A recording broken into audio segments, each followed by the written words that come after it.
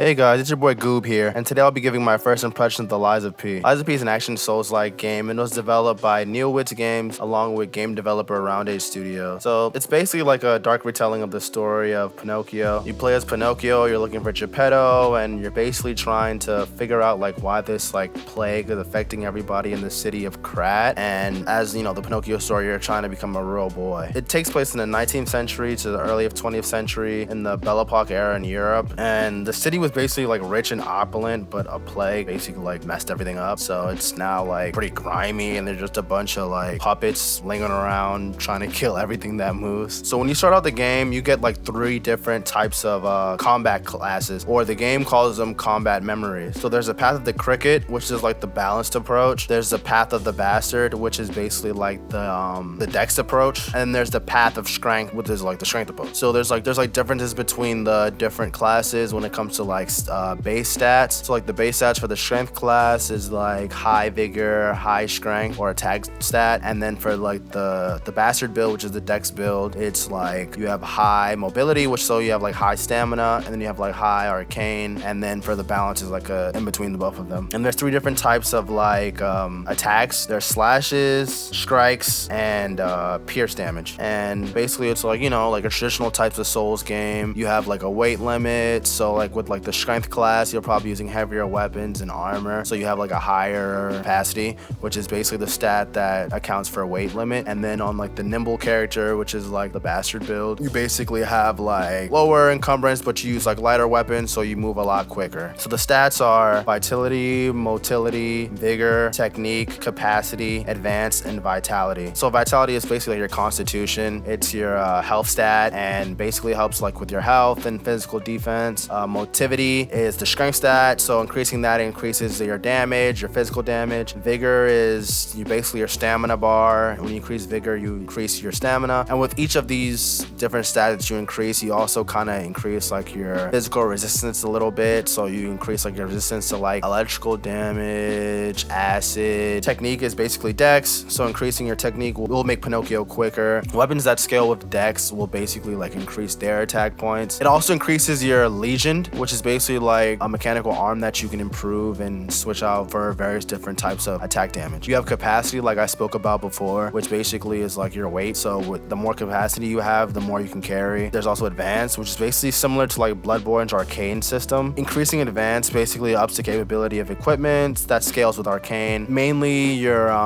legion weapon. Like I said before, there's 3 types of physical damage: strike, slash, and pierce. There's electrical damage, acid, and other types of like elemental damage. So what I like about the game so far is that like I love the Belle Epoque era style of the game. It's like hella creepy, and it's like really reminiscent of like Bloodborne. It also kind of gives me like Nier Automata vibes. Like in like the beginning of the game, you have to fight like this creepy like mannequin robot like in this abandoned amusement park, and it kind of has like a similar type of theme to that, where it's like, you know, the puppets want to be real, so it's kind of like the robots want to be real. I'm only about a few hours in, but so far I'm like really enjoying the game. I think it's pretty refreshing, like the enemy variety. You get a lot of like different enemies to fight. Like so far I've been facing like your run-of-the-mill grunt enemies that have like swords, but I've also fought like mini boss type enemies. Like there's this like police officer that chases you around with the baton, and he has like a different variation of attacks. Like he has like a dash, he'll like hit you with like a 3-hit combo, or he might like do like this, like he'll like blink red, and basically if an enemy blinks red, that means they're about to do like an unblockable, unavoidable attack, which you basically have to parry. So the game has like a parry system, and it's pretty intuitive. It's pretty like, you know, like Sekiro or recently like Wolong.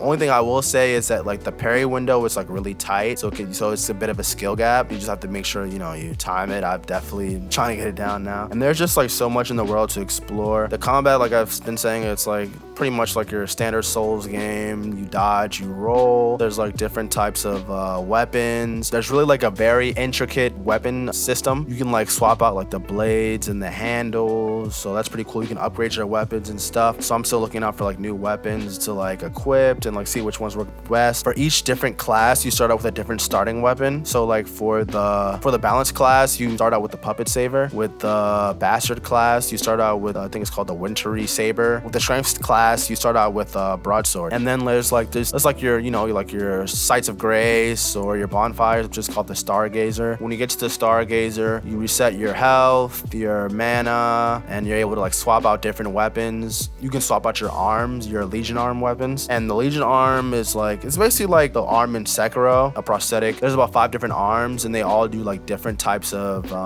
damage. So the one you get at first that I've been using is the puppet string, and it's basically like a hook, and it like brings enemies closer. So like say there's enemies that are far away or like trying to snipe you from like out far, you can like grab them with it. It's pretty cool. Only thing, it doesn't work on bosses. Well, it only works on like humanoid enemies. So like there was like the donkey boss that I was fighting, it did work on him, but like the bigger bosses, it'll just do damage, but it won't like bring them closer to you, and it won't bring you closer to them. But yeah, all in all though, the gameplay is pretty good. I mean, the gameplay loop is good. There's still a lot to be discovered. There's different types of like equipment and things to equip. One thing I do like though is the enemies are like mad creepy. Like they all like creak and they like wobble towards you.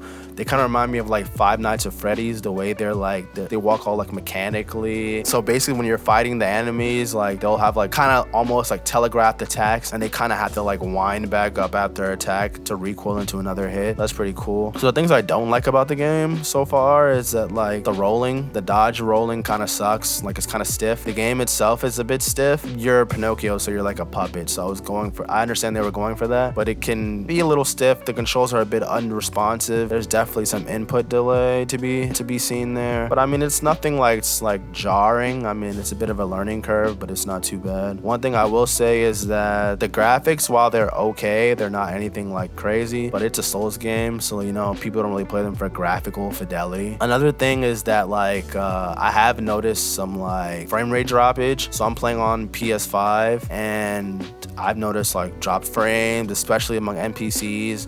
There was this one specific part when I first got to Hotel Krat, and I was like talking to like one of the characters, Sophia. She's like the main helper. You can like upgrade your like abilities and stuff with her. And then like the mechanic in the back, like she was like tripping out. Like the frame rate drop was just crazy. It looked like Pokemon Scarlet and Violet. I was like, wow. But yeah, the game runs at like, I think natively on PS5 it runs at like 1080p 60 frames if you're playing on performance mode, and I think it's like 1440p and 30 frames per second if you're playing on the fidelity mode. Basically increases the graphics. So I mean it's okay. It's not anything, you know, to write home about, but again it's a Souls game, so you don't really play it for graphical fidelity. I haven't noticed any frame rate droppage while I'm playing the game, so I'm gonna switch from like fidelity mode to performance mode, and I'm pretty sure it'll be fine. So I'd really recommend this game for anybody who's into like the Souls type genre. Like so far I've been having a blast. The game is like really fun. The atmosphere is great. I'm trying to learn like into the lore of the game and like basically like understand the different characters and whatnot. So the game is like I believe $59.99 or $60 on PlayStation, and it's also on Game Pass, so I would definitely recommend you go out and get it. So far I can't really give it a concrete score, but if I had to give it a score I'd probably give it like an 8 out of 10. So yeah guys, make sure to tune into the channel, subscribe, and we'll be dropping build videos as well as boss fights and just more Lies of P content. And this has been Slimy Goob, and I'm signing off, and I'll catch you boys in the next one. Peace.